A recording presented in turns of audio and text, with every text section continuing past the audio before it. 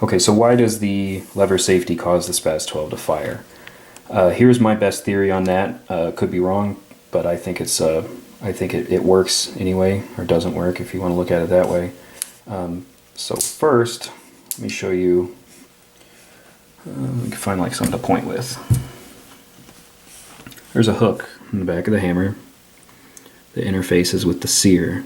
The sear is, to put things in basic terms, another hook that is connected to the trigger right there. Okay, so when I push the, sorry, the lever safety is still loose because I don't have the pins in, but when I push the hammer down, they kind of lock into each other, kind of like that. So now the safety is off as if you were going to fire. Now, I'll just get the lifter gate thing there out of the way. When I twist the safety, see how it pulled the hammer down like that? I'll show you again. When the gun goes on safe, the lever safety pushes on this little, there's a little knob or a little hump kind of sticking down into the safety well of the lever safety, and it pushes that down. So now, instead of this, you have some slack in there, kind of like this. And you can see too, I guess you can't see how rough you kind of have to be with the lever safety. Now, when you let off of the safety, or when you take the safety off, you'll see, please don't hurt me. See how fast it jumped up right there like that? Well, you can probably already figure out what happens.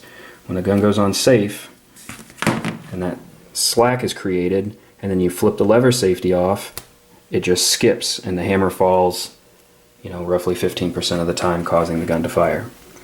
That is the best explanation that I've been able to come up with so far, just after tinkering with this for about a week. Okay, I'll show you that little hump that I'm talking about there.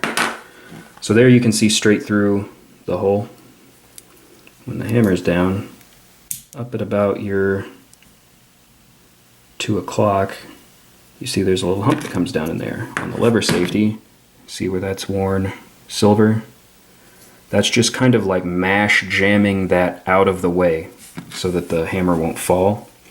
And that's when it mash jams that out of the way, that's what creates that slack right there.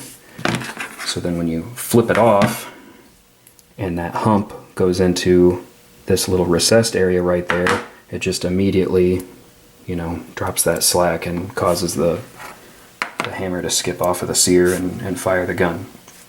It's the best I can tell. If anybody has a for sure reason why that happens, or it's completely different and I'm completely wrong, please let me know and I'll update everything to reflect that. But that's my thoughts so far. Thanks.